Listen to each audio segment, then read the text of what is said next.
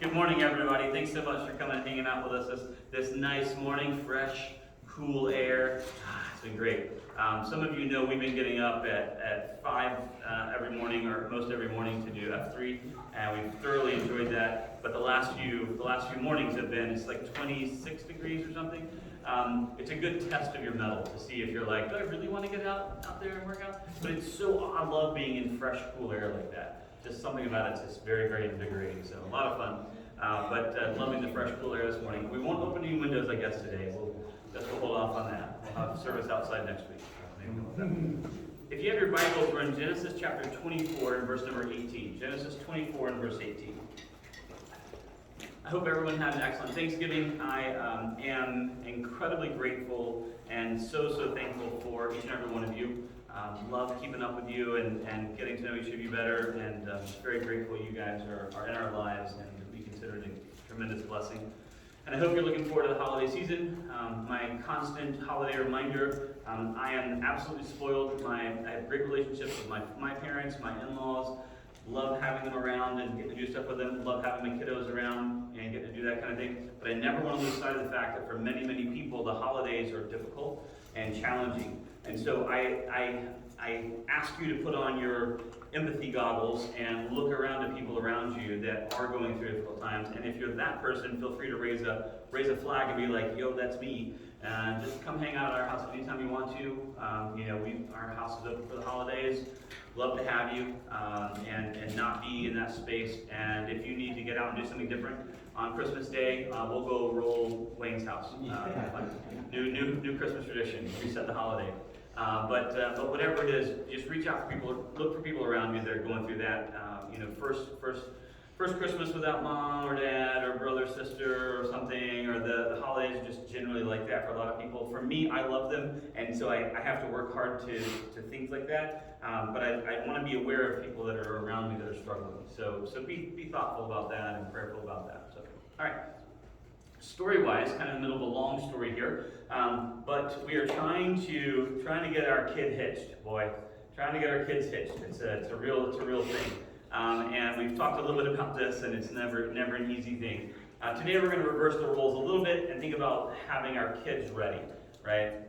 So give you a lead into this of where I think the Lord's going to lead us today. My wife and I always talk about the fact when we met. So she doesn't love for me to describe this because she always feels like it was so hard, like such a strange probability that we ever met in the first place, that every time I tell it, I'm in danger of breaking it and we won't have met. Do you get what I'm saying? Like, she's like, don't tell it too much because you might accidentally undo it, right? That's not how it works, but I understand the idea of it, right? Because it was just crazy. Like, she wasn't supposed to be there that weekend. I didn't know anyone. I was invited to some church I'd never been to by people I'd never met to come preach at a church. She was supposed to be gone that weekend looking at colleges, and she got sick and couldn't go, and ends up being the person introducing the speaker that day at the youth service Sunday, where I'm coming in to preach, and she's the one doing the announcements and introducing me. It's crazy, right? We literally met because she introduced me to her church, right? And then I spoke that day. And apparently people saw sparks when we were talking that day. We just saw each other and didn't really think, we were just we both went home that day and we were like, I met the kind of person I want to marry. I told my best friend I met the kind of person I want to marry. I didn't think it would be that person in particular, because that's not how God was working in my head that day. And she said the same thing to her best friend. I met the kind of guy I want to marry. We both had been in long-term relationships, and we were like, I don't know, and I don't ever want to date ever again, I'm not sure, and all that stuff. It was just crazy. But within a month, we were dating, and we're still dating now, right? We're happily married. But this crazy moment of just how did this happen? Well, what we say all the time is because we grew up in the same sort of circle, like going to Six Flags all the time. And inevitably, we had to touch hands accidentally at Six Flags on the rail, semi-accidentally, right? That was like 12-year-old flirting, like you would run your hand down the rail when the cute girl was coming, and you'd accidentally hit, like, I'm so sorry. She's like, oh my gosh. I'm like, oh, what's your name? Girl.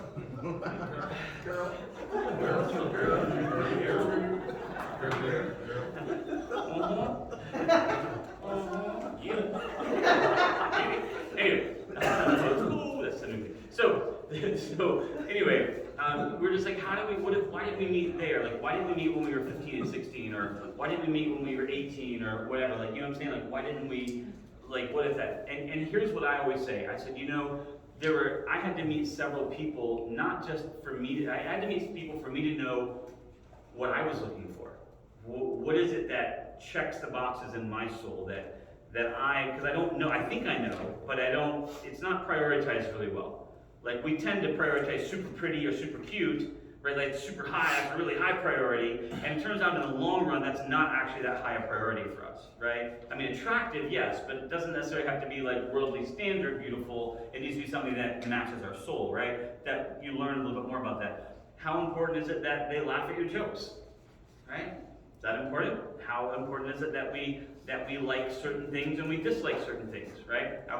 I saw a license plate coming in today on the front of the car. It was like the house divided license plates. Have you seen those? There was like a Georgia Tech one, and I was like, some years that has to be really brutal. Yesterday, I don't know how brutal it was. I think it was just like super expected, and everyone's like, yeah, whatever. Let's pretend this day doesn't exist. You just move on, I guess. But that house divided, is it important? Like, oh, we both love sports, and we have rival teams, but we're good sports about it. So the next week I'll have to wear the jersey of her team if her team wins. That's fine, right? You get what I'm saying? But if it's actually something that you're going to be at odds about, then that's a bad sign. So you learn about these things. And so what I say is part of dating is learning, for me to learn what I'm looking for, right? But the other part of it is to prepare me for the one I'm looking for. Does that make any sense? Like, I'm also preparing myself. I'm also learning and working on me, because there are times when I was dating someone and I thought I was doing a pretty good job, and then you realize later, you're like, I have a lot to learn. I have a lot of areas to grow in, right? Like, for me, as an example, if it becomes too high maintenance, I just don't call again. Like, we're dating and I just don't call anymore. Just like, just free relationship advice, that's not a good plan, right? That's not the adult way to handle like that thing, okay? Some of you are like, it still works 30 years later, right? But it's not, right? Not talking is not the right way to do it. But I was like, this is too much trouble. I'll just check out, right? Like, that's like, you owe that person a conversation. At least have the dignity to be like, hey, I don't like this anymore. At least that's not nice, but it's much nicer than radio silence, right? So anyway, two things that are happening in that relationship building is I'm learning more about what I'm looking for, and also becoming the person.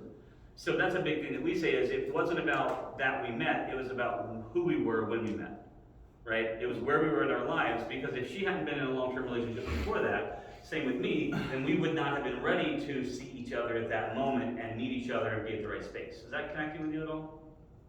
How do we find the right people? Well, I can't control that as much as I can control making sure, as best we can, that our kids are the right people to be met. Is that tracking with you? All right. Verse number 18 starts with this word. So she said, drink, my Lord. Now, I'll remind you of the story, just really quickly. We have Isaac, and Abraham's like, I want a bride for Isaac, and I want you to go anywhere that's not here. Right? I need you to go back to my people, find someone from our land. I need you to find this bride for Isaac, and just take everything I have as yours, just find him.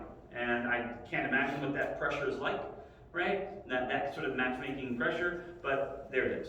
So he's by the well, and he says, I don't know what to do here, Lord, but I know you know the right person. You have the right person. And this is our first dating, our kids dating kind of thing, is God has the right person for them. That's not the question.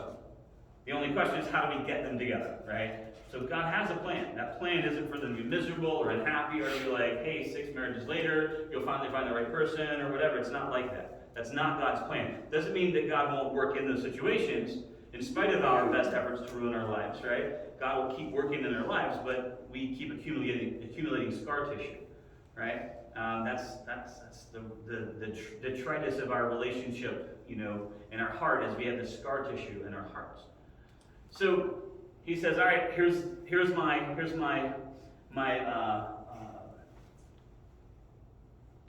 token. I'm going to lay out. I'm going to ask the Lord to show me. I'm going to say, Can I have some water? Will you draw water for me? And she needs to say, sure, I'll give you water, and I'll get water for your camels also. Weird, but okay. For me, I think that there's an empathetic nature to that, right? Someone that understands people that are around them. So here's what she says, verse 18. So she said, drink, my Lord. Then she quickly, and these adjectives are important, right? Then she quickly let her pitcher down to her hand and gave him a drink. That's important. Not that it was like, Because my kids have done the right things in such the wrong way that they got in trouble for it. Right? Like, take out the garbage is your chore. It's your assigned chore. I'm having to remind you to do it. So we're already in a bad space because that's your one thing you're supposed to do. And it's not a lot. You don't do a lot in the whole week. It's just take out the garbage. Right? So you can take out the garbage and be like, oh, sorry, Mom. I forgot about that. Let me grab it. Hold on. Let me gather everything. Let me just be really thorough. And just maybe I should take all the garbage out. I'm just pretending this is my ideal world of a kid. I don't know if you've ever met a kid like this, but I like to dream. I just like to dream that it's possible.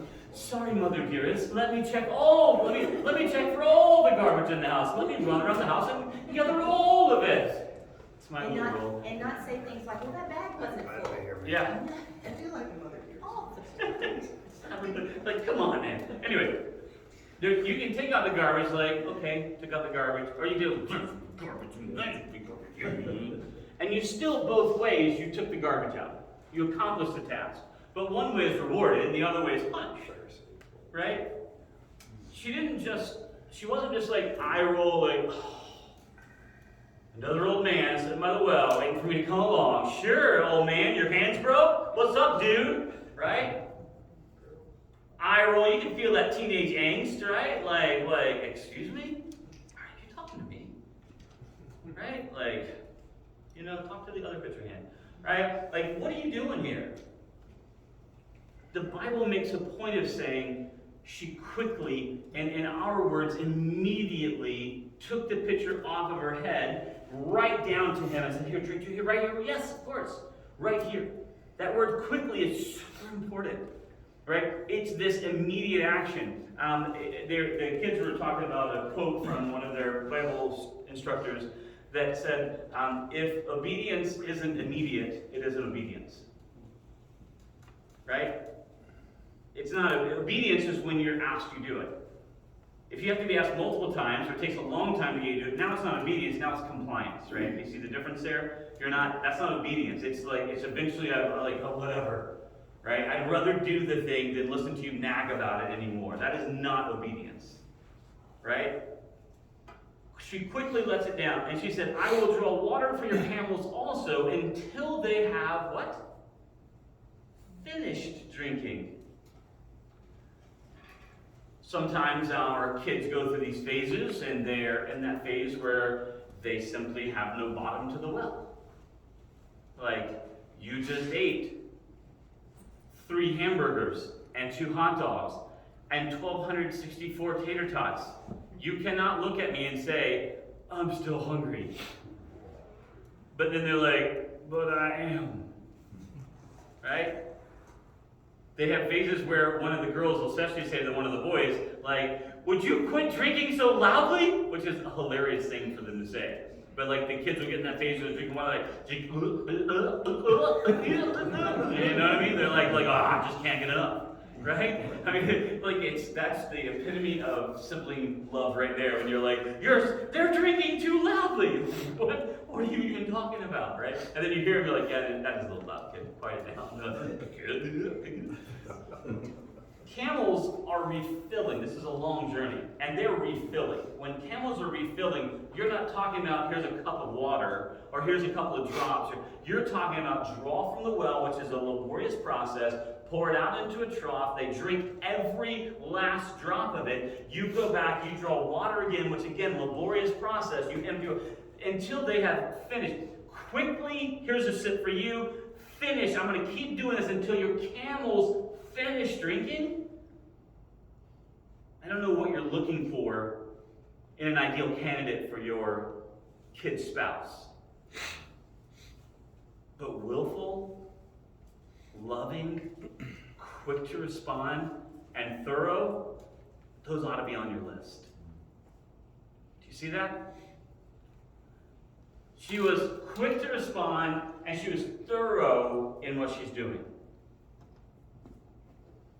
I didn't know that Giada was going to be here today, but our friend Giada is with us from Italy. She's here visiting with Molly from the Bible Institute. She came home for Thanksgiving, so Giada, thank you for coming and hanging out with us. But I'm going to talk about her as if she weren't here anyway. But Jada has been in our house for the last several days, and it has been the most incredible joy for us. And what I've been thinking about for the last 3 days is how well raised she was.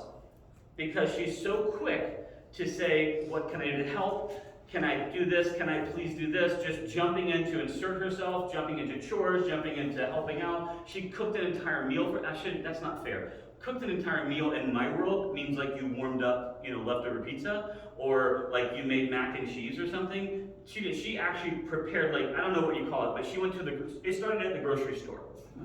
Do you get what I'm saying? Like, when I say cooked a meal, I mean actually prepared a meal. She went to the grocery store, got all the things, and came home and cooked a proper Italian meal for us with options.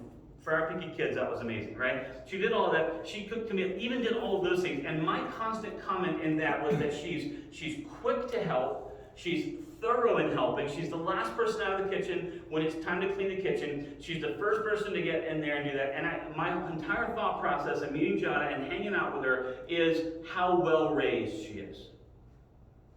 So when you're looking for an ideal person, that's exactly the kind of person you're looking for. Someone that you would love to have to marry into your family is a person that has that kind of heart, right?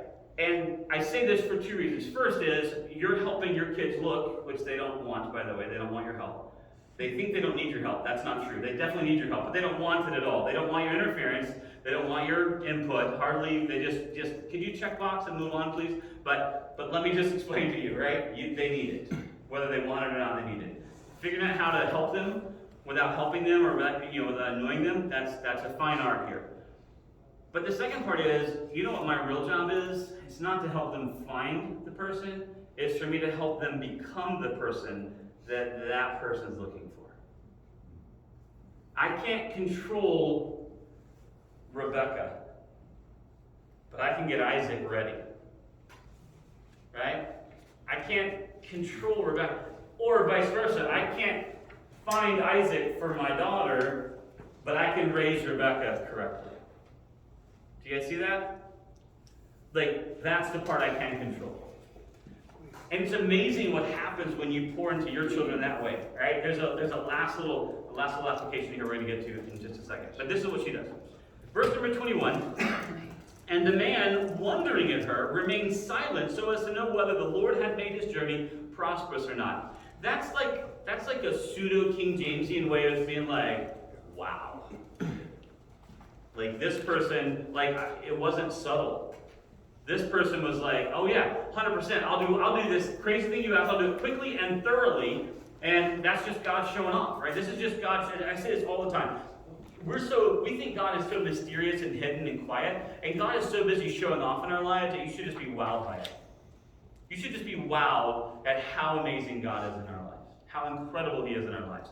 He's just wondering at it all. Verse 22, so it was when the camels had finished drinking, so then she actually did it. She didn't just say it, she actually did it. When I was a kid, I was much better at saying it than doing it. When I was an adult, I was much better at saying it than doing it. When I was a really old guy, I am much better at saying it than doing it. Not that I don't intend to do it, right? But it's easy to promise. Yeah, I can do that. Notoriously. My wife is like, hey, can you come do this thing on this day? I'm like, yeah, I can probably make that work. My wife's like, you literally, my calendar has, like, it's so fun, Outlook or whatever calendar I'm using at the time, we'll put them beside each other. Like, hey, just letting you know, you're double booked, right? I do know, by the way, when the limit is. There's a limit, I found it out, of how many parallel things you can have scheduled at the same time before it's like, okay, I'm just not going to do this anymore. You must switch to the day view now. You cannot be in the week view any longer, right? It's like, right, just little lines on my calendar. Like, you can't do this. She didn't just say, hey, I'm going to finish watering these camels. She did. You guys track this? I mean, I know that's a small thing, but I think it's actually the biggest thing. Right? Really did it.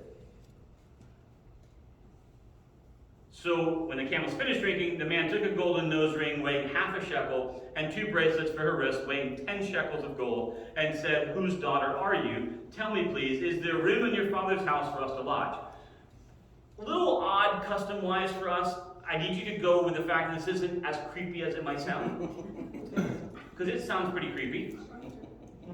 Right? There was an old man at the church where Christy and I met that would walk up to her all the time, be like, hey, behind you! You know, and like touch her hair and stuff. I'm just like, I will kill you. It was creepy. Like, it wasn't like friendly old man, like, would you like a piece of gum? It was more like, you want to go for a ride in my van? You get what I'm saying? There's a fine line, right? Between like, you know, it's just right there, right? And he was, it was funny because people would watch and I would 100% insert myself between the two of them. Because he just couldn't, he was just like this, I would call him a perverted old man, but he was just this old guy who was just like touching people. I'm like, you just can't touch people, dude. Like, that's not a thing. Like, in particular, you can't touch her. Like, I want to be clear about this. No, right? But, you know, it just, when you're old, I guess you get away with stuff, but don't do that around me. I will revoke your old card. I'll be like, would you like to meet Jesus now? I'm taking appointments right now, no problem. Right? But it's creepy, right? Okay, this isn't creepy. It sounds it, but it isn't. Because this is actually how it works, because there are no hotels, right? You're not like, hey, is there a Days Inn around here? Right? There's not a thing like that. So this was how it worked. You would say, essentially, you would say, do you have room at your house? And when you said that, you're actually saying, can I come stay in your barn? You're really not saying, can I come, hey, do you have an extra space? Do you have like a king-size bed we can hang? No, it's not that kind of question. It's more of a, do you have an estate and can we sleep in your barn? Can our animals stay here and I'll just sleep with them? That's really what you're saying. And then it was the host's job to say, of course, and then naturally you can't stay out there with them. We have another guest room we'll prepare for you. Right? So it's not weird that he asked us, even though it feels a little bit weird. Hey, do you have room? Is there more? And here's what he's saying. He's really saying, hey, God, is this you? Is this you? Because it feels like you. I asked for, like, could I get like a 6 out of 10? And you gave me like an 11 out of 10 here. So is it really you? Right? Is there room for us to lodge? She said, I am the daughter of Bethuel, Milcah's son, whom she bore to Nahor. Moreover, she said to him, we have both straw and feed enough and room to lodge. So what she's saying is, oh yeah, we got everything you can hope for and more. My wife is, there's a spiritual gift of grace. And my wife exudes this spiritual gift of grace. And I market it this way. It's the ability for her to have people feel like you live at our house. Not just like you're welcome at our house, but like you are just you're just part of our family. Right? Like you're just here now. This is just who you are. And I've always loved that about her. Like we don't have maybe the nicest house or like maybe not the biggest house. And a lot of you have incredible places and all that. But whatever we have had across the years, which has been sketchy at times, we've opened to anyone. And my wife has been incredibly gracious to draw, not to just have you physically there, but to draw you in as if you were family. In fact, you probably are being treated better than family, right? You're probably closer than family, and that's her gift. That's part of her spiritual giftedness, is to draw you in as a sister or a brother, as part of the family. I've always loved that about her. So one of the things that I always tell people when you're dating someone is watch how they treat people that don't matter. How do you treat a waiter or waitress? Because that person's not a part of your relationship. If you're more interested in showing off that you're like this authoritarian, or like I get what I want, snap my fingers, then you're seeing something about how this person really is, because that person doesn't matter. They're not going to get something from them. But if you see someone like my wife, one of my wife's trademark habits, and maybe it's just because she just feels compassion. She's a very compassionate person. But she gathers dishes. It doesn't matter how nice the restaurant is. We could be paying $5 for the meal, in which case she'll gather every bit of trash on every table around her and put it in the bin, right? For our $5 meal or a $500 meal, she's still going to gather all the dishes, put all the silverware and all the plates and stack them and slide them to the edge of the table for that person, right? And I'm like, honey, you're not supposed to do that. They have people that do this. She's like, well, she's so cute. Well, she's like, do you really think you're going to talk me out of it? I don't know, I keep trying, but she's like, yeah, but they have mommies too, and you know. They were probably raised better, so that's what she's going to do, right? She would 100% ask, like, do you have because we have 5 kids that were small, and they would make, I don't even understand, like, it's like they would take food, and grind it and throw it on the floor. Like, I don't even know how you can make that much. Like, the mess, it's like a Jesus and the loaves and fishes. There was more mess than there was food ever ordered. I don't know how you can multiply on the way down, right? But it's crazy. And we would feel bad, and she would like, do you have, like, I'm happy to sweep. And if they would have given her a broom or a vacuum, she would have been so happy to do that, right? That's the kind of person you marry. Someone who says, of course, whatever you need, we have it here. Right? At our house, we have 3 things we don't use. We don't drink coffee. We have 3 coffee makers. That's a lot of coffee makers, people who don't drink coffee. We have tons of little pods of coffee, and I think we have the other kind of non-pod coffee too, probably. I don't know. I don't even know how it works, but there it is. In case you come by, you can have coffee. We hope. Pretty sure that's how it works. We have mustard. We don't eat mustard at all. We don't have mustard on anything. We don't put mustard in anything. We don't put it on. Some of you are like, how do you eat anything without mustard? We're like, then you're the person. You're the reason why we have mustard at our house. Right? This is what she's saying. This is what Rebekah is saying. This is the kind of kid I want to raise. I want to raise the kind of kids that are like this. This is really the short version of what I'm trying to say. I want to raise children who are like this. Absolutely. Whatever you need, I am here for you. Of course you can come. Of course you can do this. Absolutely. We have whatever you're asking for and more. Would you like some more of that stuff? Do you guys track that? Because I can't control the person they're gonna meet. Right? They're going to meet. Right? A little southernism for you. They're gonna meet. Right? But I can control who that person is gonna meet.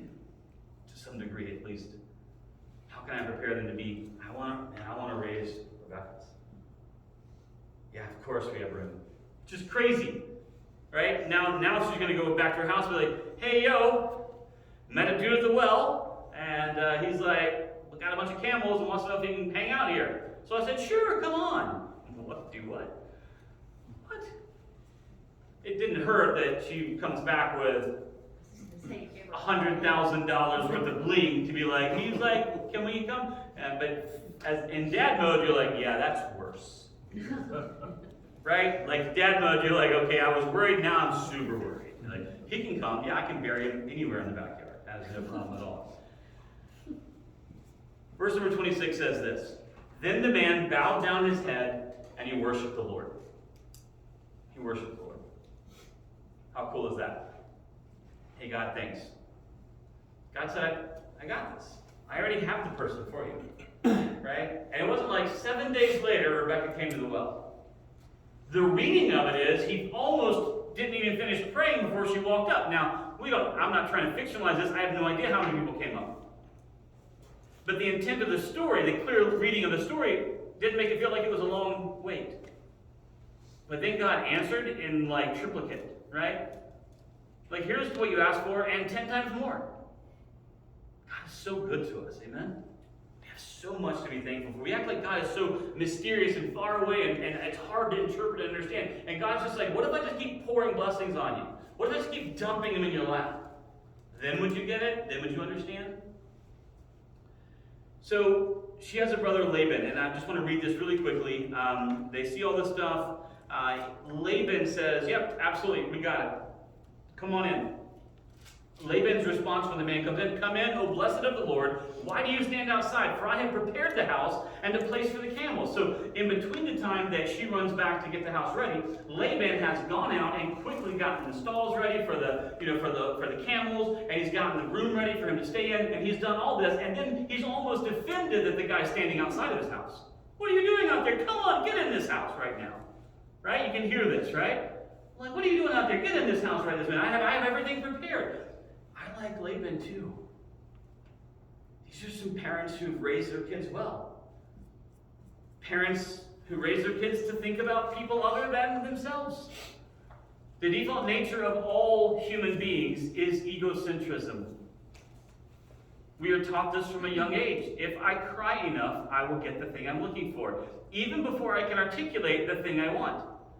In my house, we always talked about the difference between need-based crying and complaining crying.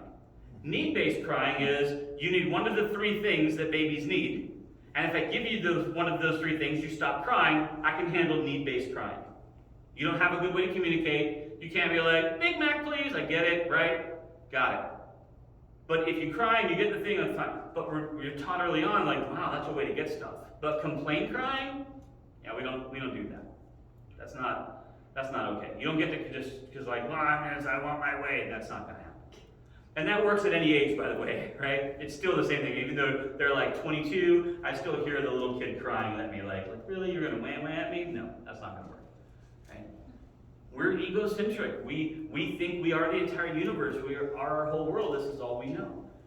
And it manifests itself significantly more when they become, 13 and 14 and 15 and 18 and 21 is the peak of the zenith of this rocket ride, because everything in the world is about them and everything's about empowering them. Oh, I gotta have a phone because I have to be in charge of my social media. I gotta be in charge of my contacts. Do you really? Is that a good idea? Because basically I've watched you at a playground your whole life and you need help. Right? You say things that you don't want to live on the internet forever. You do things that you're not really sure should be out there forever. It's just for fun. Yep, that's not how the internet works. Right? We are coming up on the era when presidential candidates are going to be eliminated, 100% eliminated from being a president or a presidential candidate simply because of something they did when they're 18 or 20. Because why? They record every moment of their whole lives. You're going to regret that. Right? Most presidential candidates that have ever actually become president are really glad that social media didn't exist when they were in college. They're getting in trouble for stuff that people just say they did. Imagine if they had video of it. I also, by the way, believe that someone should be able to be like, yeah, I was 20, dude. Sorry. I don't need someone to have been perfect when they're 20. I'm much more concerned about current actions. Right? And your attitude about it. If you were caught doing something wrong, you're like, man, that was stupid of me. That was a really bad choice, and I'm very sorry for it. If I hurt anyone, and even if right now reading about me doing that 30 years ago hurts your feelings, I'm super sorry about that. I can handle that. Because I don't know of anybody that was perfect, so it doesn't worry me, right? Anyway, Laban says, of course, I want to raise kids like this, who are like, yes, whatever I can do and more. So then they said, hey, listen, I don't want to eat. They fixed food for him, and he's like, I don't want to eat until I've spoken my mind. Like, all right, lays it out for the dad. Here's the deal. Let me tell you who sent me. Let me tell you why I'm here. Basically, can I have your daughter? Like, this is like, I've known you for 20 minutes, and you just said, like, could I snatch your prized possession away from you? Would that be okay? And they basically are like, we can't give it, and this is why I believe the emblematic statement, they say this. The dad says, far be it for us to stand in the way of what the Lord is doing. Ooh. Parents, this is your least favorite part of the whole lesson. This was your chance right here. Now you're going to have to be mad at God, and you can't be mad at me about it. Far be it for us to stand in the way of what the Lord is doing. Right? Some brave young man is going to saunter up to the house and be like, I'd like to marry your daughter. And like, wow, have you really done everything you want to do in your life before you ask me this question? Because it's not looking good for you. And I'm going to have to listen to him and be like, we've prayed hard. We've heard from the Lord about this. And I'm going to have to be like, far be it for me to stand in the way of what the Lord is doing. It's my fictional story. I can conclude it however I wish. I like to believe that that's who I'm going to be at that moment. You might know better than that, but I can still believe in this moment that's how I'll be. Right? What a great statement. But they do have a little bit of a human moment. They're like, can she stay with us for 10 days and then we'll send her to you? And I love the servant who's like, what if not? Because I can't go back and be like, yeah, she promised she was coming, and we'll just wait patiently. I can't do that. I need her to come with me now. And then here's what they said. Crazy stuff. They said, all right, let's ask her. They bring her in, they talk to her, and she says, I feel that the Lord is leading me this way. I'll go with him. And so she does. I want to raise Rachel's and Laban's. I want to control that side of the equation. I don't know if I'm doing a good job at it, but I'm working as hard as I can to make sure that my sons and my daughters are ready to meet the person that they're going to marry. My kids don't always appreciate that. To them, sometimes it feels like I'm chiseling away at stuff on them. If you've never watched the skit guy's skit on that, you should go watch it. Because chiseling away, right? When you go to the dentist, no one's like, that was fun. Yeah, I'm basically chipping away all the junk that you left on your teeth because you're lazy. So now you're paying a servant to come in and pick gunk off your teeth. It's kind of your fault. But we have the audacity to complain about it, right? New perspective on dental hygiene, just for you. No one enjoys the junk being picked off of us and chiseled away. No one enjoys it. It hurts, right? But it's still the right thing to do. It's how you stay healthy. It's how you get right. Can I tell you this? The hardest part is that I need to trust my kids to the Lord, and I need for my kids to trust me from the Lord. Here's our goal, guys. I want you to be prepared for the whole rest of your life. Right? I want to raise kids that recognize that serving is greater than being served. I want to have the kids that are like, absolutely, you can have my chair. I'll go find another chair. I want to raise kids that think like the world is wide open to just, yes, we can just bring in however many people we want into our house. We can just take care of whomever. Yeah, find this person that's hurt or lost or broken or in need and draw them in and give them shelter, give them food, take care of them, and help them to be strengthened and nurtured, and then send them on their way healthy and ready. Amen? The idea of taking in stray animals can be exhausting, but it's a great heartbeat thing for kids. Right? Most parents are like, of course you want a puppy right this second, but at 2 a.m. when they've torn up something and need to go outside, you're not going to get up and take care of it. So what you're really saying is not, can I have a dog? You're saying, Dad, would you mind having a dog and let us enjoy it occasionally? Can we have all the fun times and you have all the terrible times? Would that be okay? But that's what it's like to be a dad, so it's okay, right? Of course, sure, kid, we love you. It's hard, right? It's hard. Because it's hard to appreciate that, but I want kids that have compassion. I want kids that would rather serve than be served. Does that make any sense? All right, let me wrap this up. I want to help my kids find people to marry that are like this. Therefore, backing up one step, I need to ask God to use me to help prepare my kids to be the kind of people that are meetable like that. Hard, one more big step backwards, that means that I have to be that kind of person. It is outrageous for me to expect that I can be an absolute egocentric jerk, but raise selfless children. Is that one leap too far? Did I go too far? You're like, when you step back up here, talking about the kids is easy. It's uncomfortable to step back and talk about us, though, right? I have to model this in front of them. They're going to learn it from me.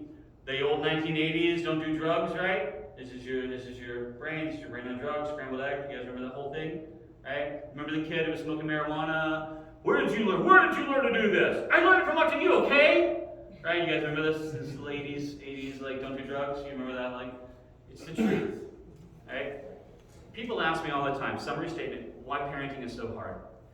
It is because you are diligently trying to raise yourself to not do all the dumb things that you still do to this day.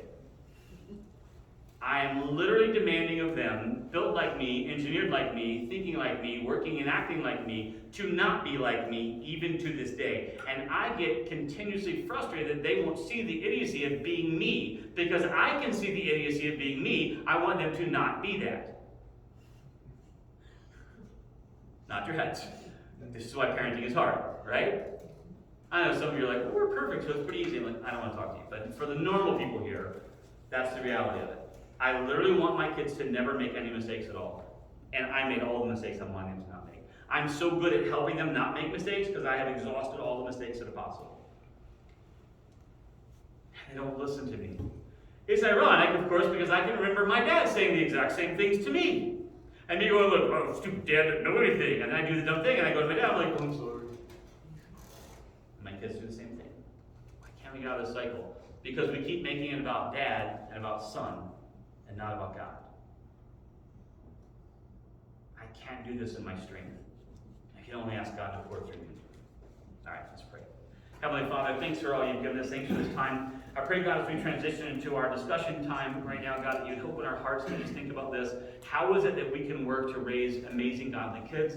How can we be the godly examples to our kids we need to be? How can we help them find godly people to connect with in their lives? Whether they're friends or best friends or close friends or potentially people that they're going to be married to, how do we help them, God, to sort that out? I pray for your strength and your mercy and your grace towards us, and help us to see exactly what you've shown in Scripture here, that you have already found the perfect person. Now I just need to help me to help them be prepared to meet that person so that the timing works out. I pray, God, that you lead and guide and direct our discussions. We love you so much and thank you. In Jesus' name we pray. Amen.